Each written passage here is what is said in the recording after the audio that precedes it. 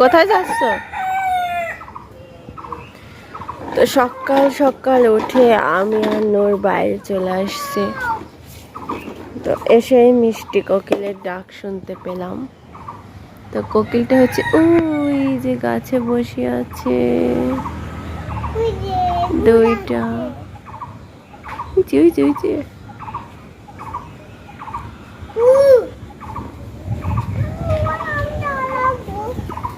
চলো যাই। কখন দাঁড়াবে? এখানে। দেখেন দেখেন নূর কোথায় দাঁড়ায়, কোকিল দেখছে। কই যাচ্ছ তুমি? আমি ধরেছি, হাত দাও। আসসালামু আলাইকুম, কেমন আছেন আপনারা সবাই? আশা করি যে যেখানে আছেন ভালো আছেন, সুস্থ আছেন। আল্লাহ তাআলার অশেষ রহমত এবং আপনাদের দয়ায় আমিও ভালো আছি, সুস্থ আছি। আমার পরিবারের সবাই ভালো আছে, সুস্থ আছে। তো প্রতিদিনের মতো আমি না আজকেও চলে এসেছি আপনাদের মাঝে নতুন একটা ব্লগ নিয়ে। আশা করি আজকের ব্লগটাও ভালো লাগবে, সঙ্গেই থাকবেন। আর আজকের ভিডিওটি ভালো লাগলে অবশ্যই কমেন্ট বক্সে জানাবেন। আর আমার চ্যানেলটিকে যাদের কাছে ভালো লাগে তারা অবশ্যই সাবস্ক্রাইব করে দিবেন, সাথে একটা লাইক দিয়ে দিবেন। তো যেহেতু আজকে সকাল থেকে ব্লগটা শুরু করতেছি, এই জন্য সকালে যে কাজগুলো আমি করি রেগুলারলি সেগুলাই আপনাদের সঙ্গে শেয়ার করার চেষ্টা করি। তো কালকে অনেক দেরি করে কাপড় ধোয়া হয়েছিল, নূরের কাপড়, আমার কাপড়, নূরের বাবার কাপড়, সেগুলো কিছুই শুকাইছিল না। তো আজকে সকাল সকাল উঠেছিলাম, বাইরের আবহাওয়াটা অনেক সুন্দর, এতটা সুন্দর না দেখলে আপনারা বুঝতে পারবেন না। ঠান্ডা ঠান্ডা বাতাস, হালকা হালকা মেঘ, কি যে সুন্দর লাগতেছে সেটা আমি আপনাদের বোঝায় বলতে পারবো না। তো বাইরে আসাতেই আমি কাপড়গুলো হাতে নিয়ে নেড়ে দিলাম আর বাইরের আবহাওয়াটা দেখ। এদিকে হচ্ছে নূর সকাল সকাল উঠে গাড়ি বের করেছে। এই নিচে খোয়া, উপরে বসলে লাগবে না? দাও।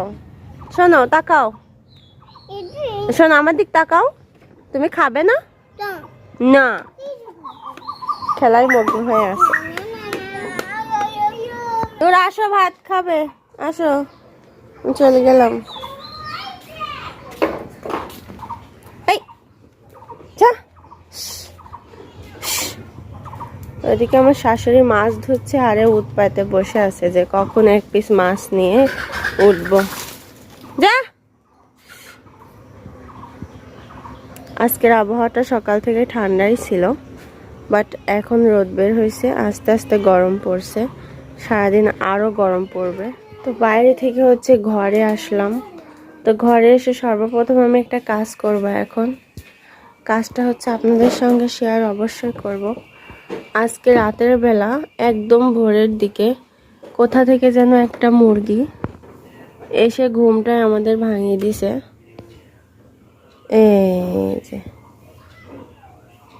এই মুরগিটা এখানে ডিম পারছে, এখানেই কুচ্ছ হয়েছে ক্যাবিনেটের মাথার ওপর।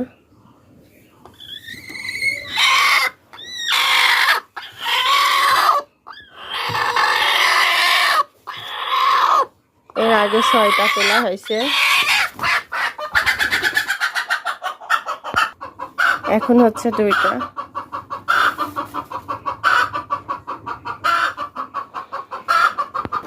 এই ডিম 2টা নিয়ে সারা রাত সারাদিন বসে আছে, ভালো আছে কিনা জানি না। তো এখন হচ্ছে ফ্রিজে রেখে আসি।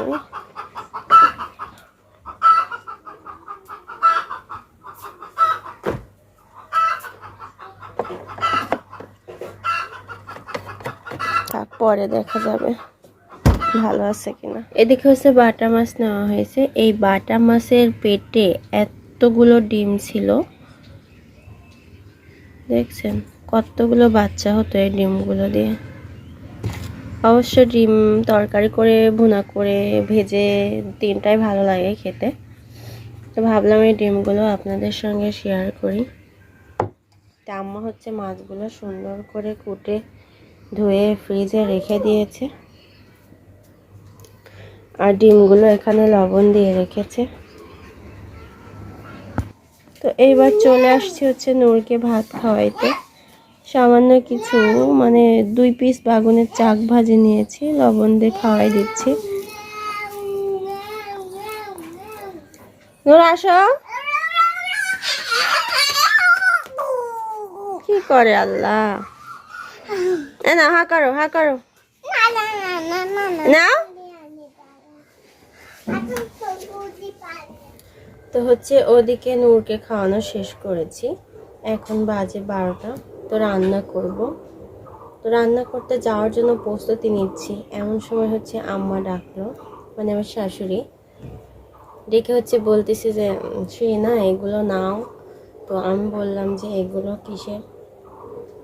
তো আম্মা আবার খালা শাশুড়ির বাড়ি গিয়েছিল, আপনারা সবাই জানেন।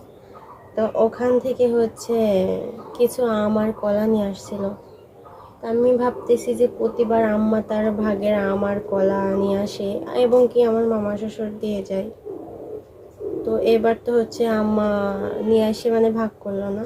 তো যাই হোক পাকি ছিল না আর কি, এই জন্য দিতে দেরি হয়েছে। তো কালকে আমার বড় ননদের ছেলে আসছিল, এসে ওদের ভাগেরটা ওরা নিয়ে গিয়েছে। তো পরে আমাদের ভাগেরটা এটা দিয়েছে।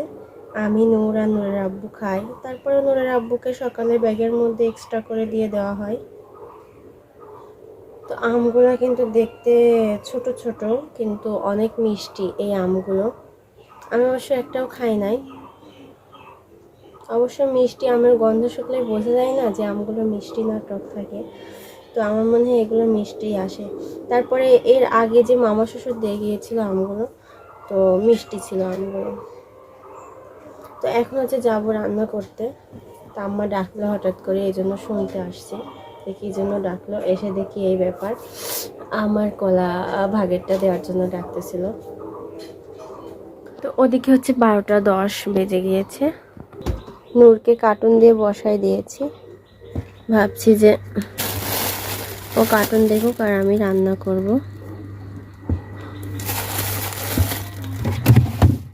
তো আজকে কি তরকারি রান্না করব সেটা এখনো ডিসিশন ফাইনাল করি নাই।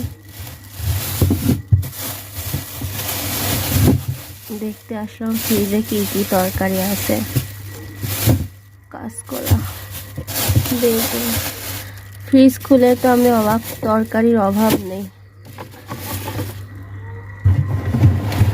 যাই হোক আম্মাকে জিজ্ঞেস করে আসি কি রান্না করবে, কারণ প্রতিদিন আম্মাই তরকারি কুটে দেয়। তারপর তো আমি আম্মার কাছে ছুটতে চলে গেলাম আম্মার থেকে ডিসিশন নিতে যে আম্মা আজকে কি তরকারি রান্না করব। আম্মা তো বলতেই পারছিল না যে আজকে কি তরকারি রান্না করা হবে।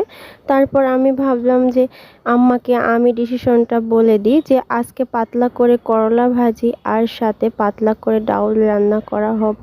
তো আম্মা বলল যে আচ্ছা ঠিক আছে সেটাই করো। তারপরে হচ্ছে আমি ওইদিকে করলা ভাজিটা চুলায় দিয়েছি আর এদিকে প্রেশার কুকারে মসুরের ডাউলটা দিয়ে দিয়েছি। কারণ আপনারা সবাই জানেন যে নূর অনেক জ্বালায়, কিছুটা সময় বাঁচবে, কারণ নূরকে ঘুমাশায় রেখে আসছি, ও ঘুম পেড়ে উঠতে উঠতে